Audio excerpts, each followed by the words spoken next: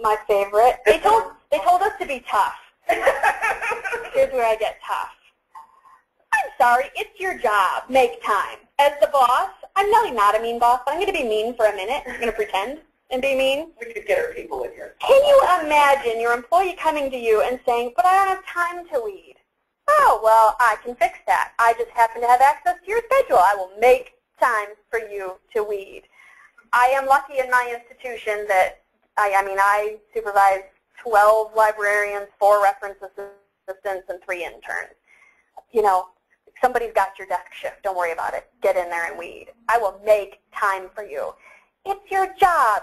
Get off the listserv. First of all. In Michigan, we have a couple of them, and there's always somebody who complains about everything, saying they don't have time. But they're on a listserv all the time. They're on Twitter saying or they they're don't on have Twitter time. saying they have no time. And I'm like, step away. Right. You have a lot of time to say you don't have time, but come on. Right. Use that for weeding. You don't. How often do you hear people say, I don't have time to buy for the collection. I don't have time to do selections. Not nearly as often as I don't have time to weed, right? Everybody likes that. Because everybody likes choosing stuff. That's fun. We don't like getting dirty and making hard choices. It's your job. You know what? I pay you to do a job. It's in your job description. You don't get to tell me that you don't have time to do your job. I will find someone who has time to do your job. You know, in Detroit, we have 2 library schools within 50 miles of each other. So there's a crop of people looking for jobs. I will find someone who has time to do your job if you don't have time to do your job. And I'm not mean like that, but I'm telling you that I don't have time is just about the worst of all of these excuses. It's your job. Make time. Yes, and those of you who are supervisors, this is the time to look at them when they say that. The other thing is if you keep up with it, it doesn't take a lot of time. You know, if your collection hasn't been weeded in 30 years, yeah, it's going to take you some time.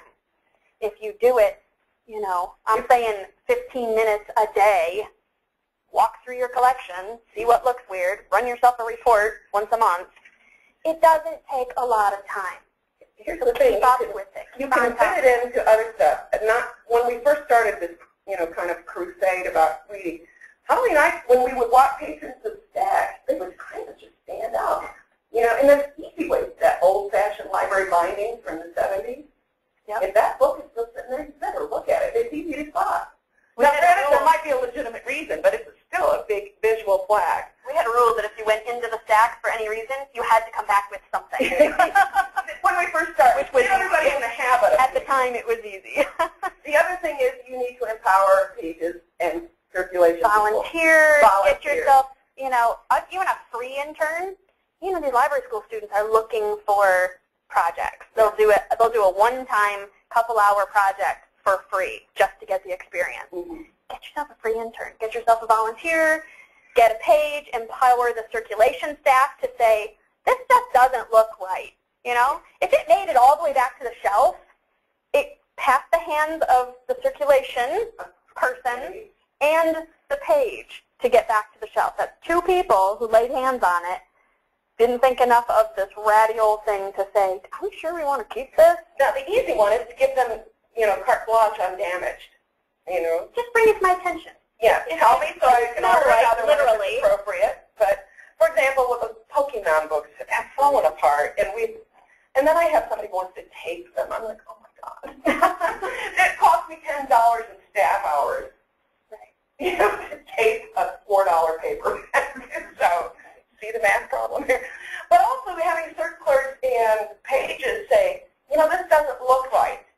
Even if they're not wrong, correct, what's the harm? They brought it to your attention, you say, oh yeah, or no, that is got to go back on the shelf. But it can be a nice way of filtering that stuff to you directly. Yeah, empower people. Yeah. Get yourself some free help. Or not free, but, you know, your time is precious. It is. And I'm saying, yeah, I don't have time to do a lot of things, too.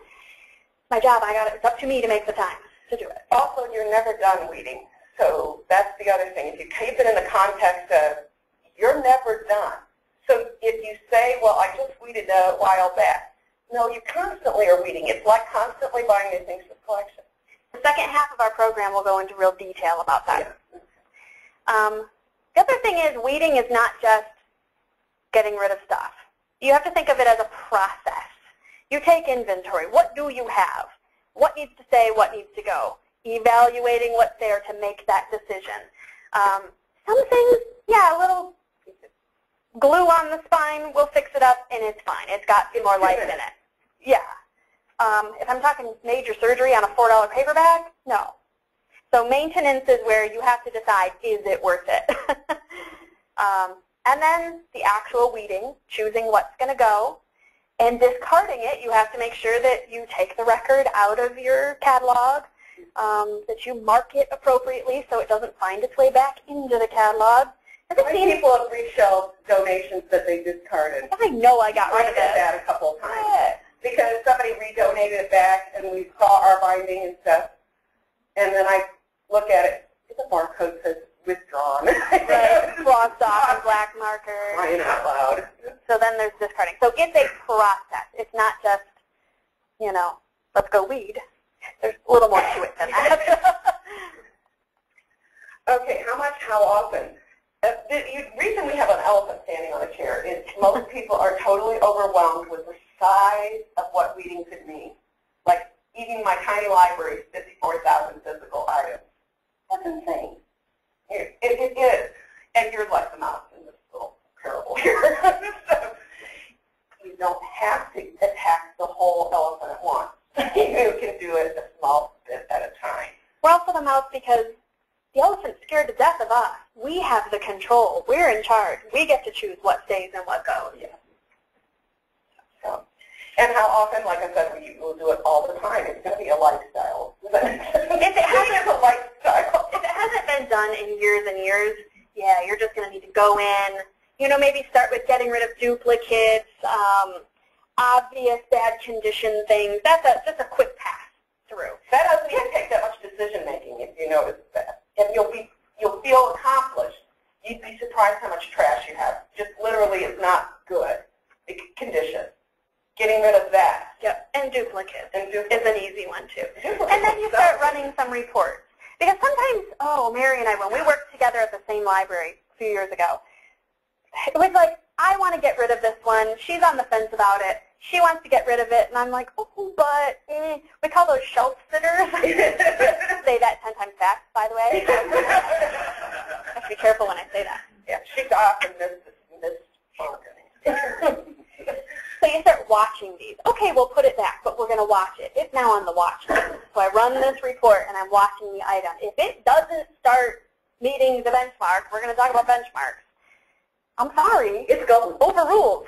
Yeah. It's out. And nice to have every single book will have the same criteria either. We all know that. Fiction is not the same as a Latin or English dictionary. Right. We'll get into all that in the second half of the program. But you do want to start, the ones that you're really on the fence about, okay, leave it there for a bit, but watch it. Has it done anything since you looked at it last? Just because you like it? And all those other excuses, if it's still sitting there, it's a shelf sitter. Okay. All right. And then, like I said, once you've done a weed, you can keep up with it fairly easily. You just run a report, you pick, 10 things at a time. It's so easy after you get through some of it. It really is. It is not the painful exercise it is when you're first starting. Just like if you had to build a library from an empty building. That is not easy. Right. It's almost the opposite of that. Right. It would take time, and it would be hard, like, we have only X number of dollars. How do I get a whole library going? Yep. It's fun to think about, but, right. but you have to do that. Once again, books somewhere along the line became sacred, and we don't like to get rid of things.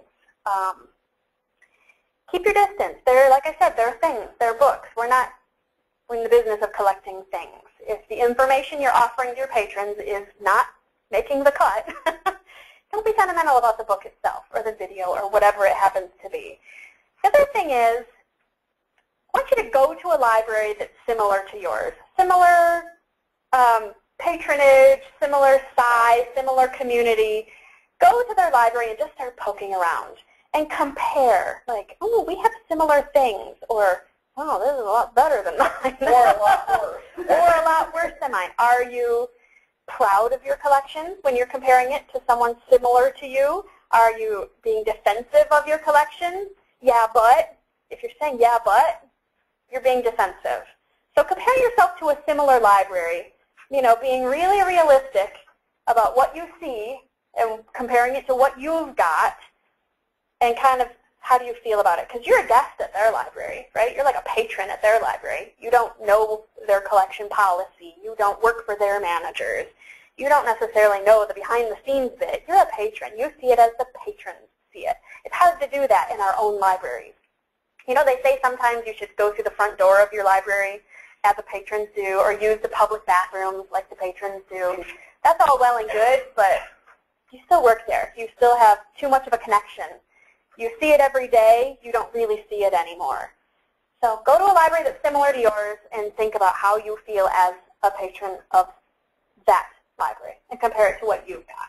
And I will tell you, I have to confess of my moments after I've been doing this for about 10 years. Holly and I were weeding, but we were weeding things I remember buying. And it felt like yesterday. We just bought that. Holly's like, no, we bought that a decade ago or 8 years ago. No, we didn't. It was yesterday. I'm sure of it. Nope. So I can appreciate that because especially when you're early on and you're taking such care with what you're buying, you do remember those children that you put in the collection. And it is hard to break that. And I'm pretty ruthless with weeding, but that still bugs me. I just bought that. It feels like just yesterday I bought it. And in my little fevered brain, it was yesterday. This is why you have to have a Holly in your life that'll say, no, moron, it was. Okay, so the next part of the program is just for fun. All right, we got to participate. Yep. This book is so funny. It's ridiculous. We almost got 6 patrons when I was looking at this. It was a screaming fit of laughter. Are you kidding? It is so stereotypical, It's funny. It is funny. So keep a lead. Take it home. Yep. You could be offending some people with this. Put it in the right section, in a humor section. Italian community? If you know your community, maybe you can get away with it. I'm saying 1989, it's a little crusty around the edges. I don't feel that real. But again, everything, this one. Mommy needed some plastic surgery is what this book is about. And so they wanted to tell the child, I'm going to the doctor and I might look a little differently when I come home. It was terrific on so many levels. I can see this being a topic. Beverly Hills Public Library.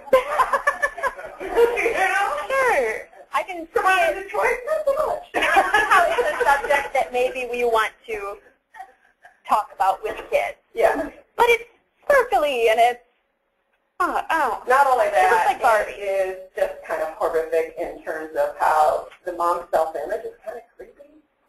We have this one up on the library books. If you put in My Beautiful Mommy in the search box, it should take you to that one. You can see other pages on that one. It is quite appalling. And it's only, 6 years old? Yeah. It's not old.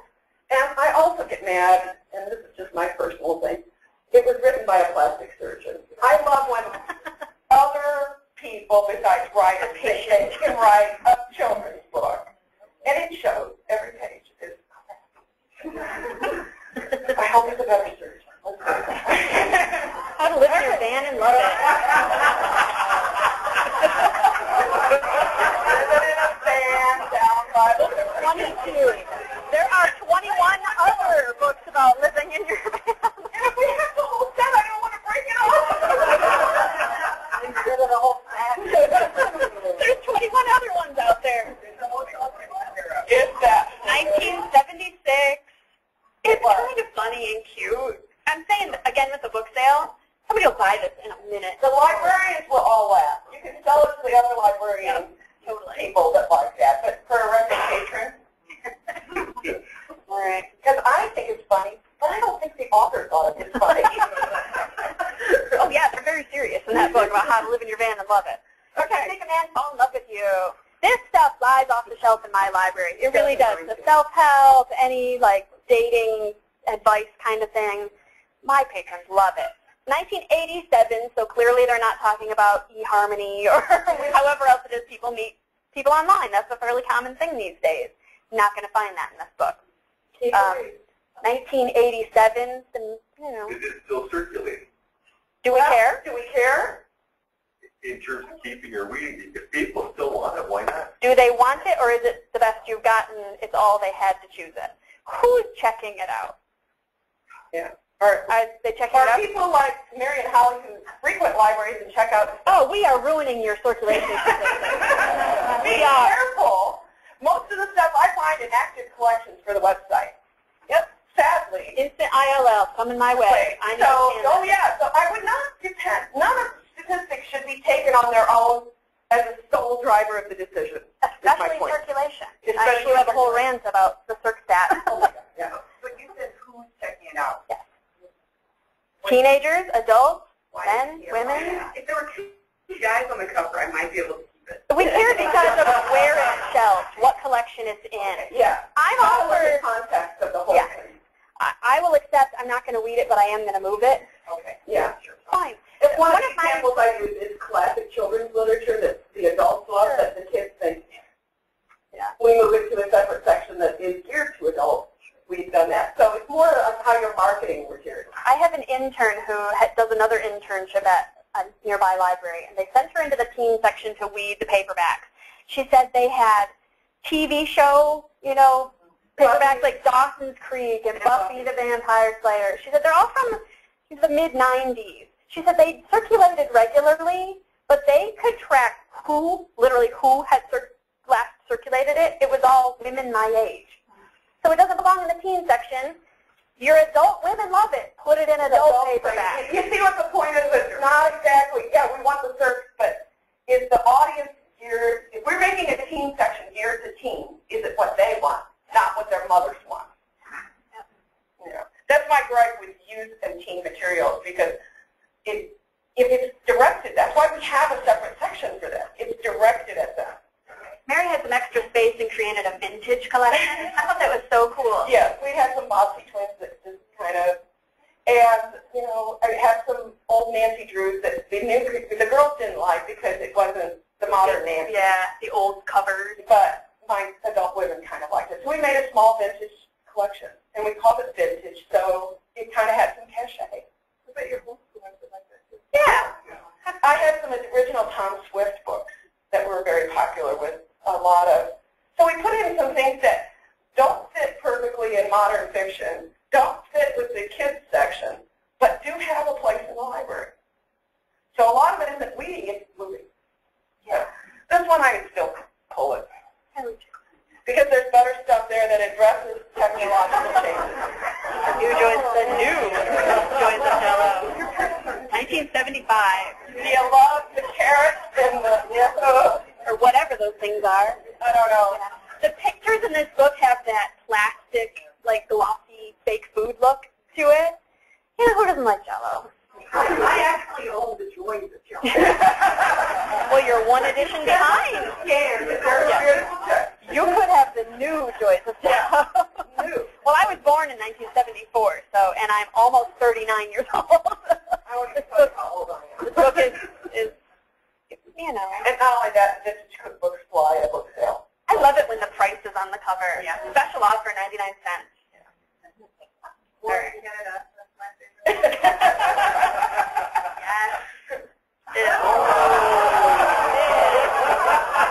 You gotta love this. I want to put a before and after picture of him nowadays. Right next to that plastic surgery book. Yeah. So for those of you who are not old enough to appreciate, he was the hottie boy of the 70s. Burt Reynolds. Yeah. And so he had a couple, we have housed. The pictures in this book, you really should look up the posts on our website because we put in some things extras. And I think we ended up closing the comments after a while. Everybody was right. We did. Yeah. We did. Any reason to keep this? No. Any reason for, like, Burt Reynolds' hometown library to keep this? No. He lives in your town? I didn't think they did. He's from Jupiter, Florida, so I could see that if his parents came in regularly. They don't want to see this. They're probably dead by now. They do not trust me. They do not want to see this. Surely there's a new edition. Surely, yes.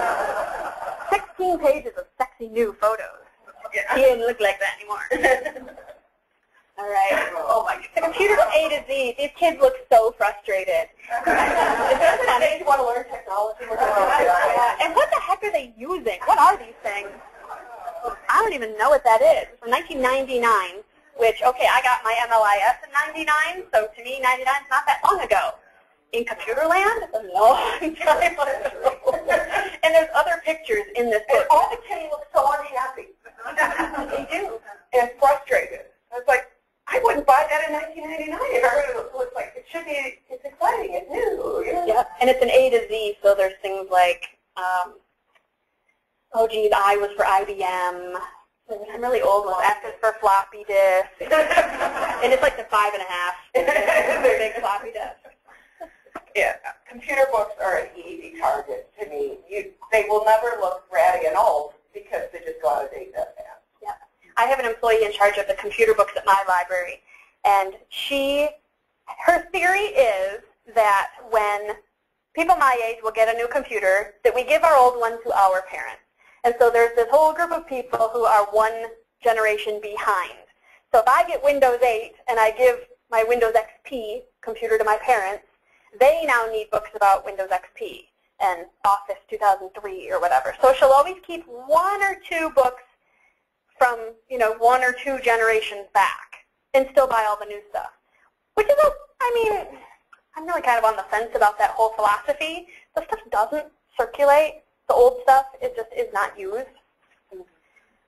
But she has purposely, she has a philosophy there that she said, I'm going to keep one or, actually we have a Windows 98 book in our collection. There's a Windows 98 book on the shelf. I was laughing. I said, I can't wait to out you on all the library books if you've got this in your library. Yep, right next to the brand new iPhone 5 book. We've got the new stuff, but she has chosen to keep a few generations back of computer books.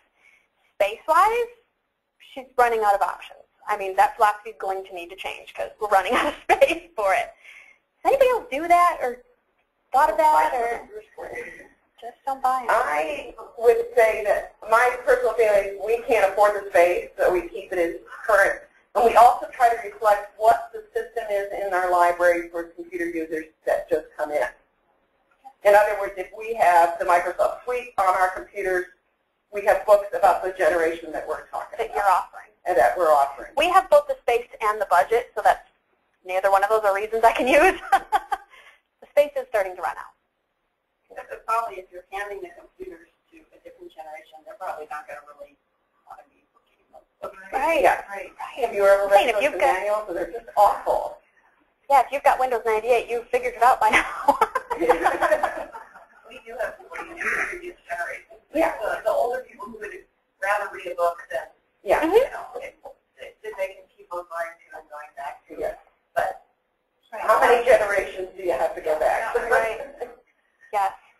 I don't And you know what else? Those people will come to the library and say, I need a book about computers. They don't know what generation they have. They don't know if it's XP. You're asking questions, and they're like, I don't know. God just gave me this. I'll Google it. Yeah. What you can do about this all. 1978. It was a medical book, an encyclopedic treatment. And it's so pretty, isn't it? Gorgeous. $4.95. Yeah. It was $4.95. I think we all paid that. It's a topic that's reasonable for a public library, at least. Yeah. It's too outdated for Anything sure. that even hints at medical issues, I think you really have to use medical criteria. Yeah.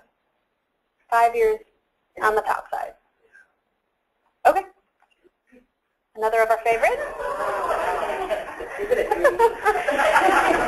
1979, a good year for hair. Yeah. I think I had that hair.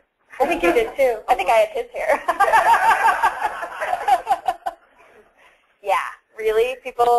Teenagers love this kind of thing. Books about hair, fun. They don't want this. They would laugh you just out of the building with that. Book. I can hear it now. Or my grandmother's, even worse. Yep. Funny. Okay, actually, it is 25 after. We have an entire another hour's worth. Do you want to stop for a minute? A bathroom moment? Yes. Or Get the coffee and water and all that. Okay, there is a full another hour to go, This so is we'll our stop book, here. and it should be weeded pretty soon. There's a second edition in the works, so I know. So, yes, this should be weeded too, because even since we wrote the original in 2008, 2010, actually. Well, we wrote it in 08. It was published in 2010. yeah, 08 or 09 when we wrote it, we now know a whole lot more things about stuff. So you really, even in library science. Yeah. So, All right. Take a break, Take a minute. everybody, and stretch your legs or something. I have one.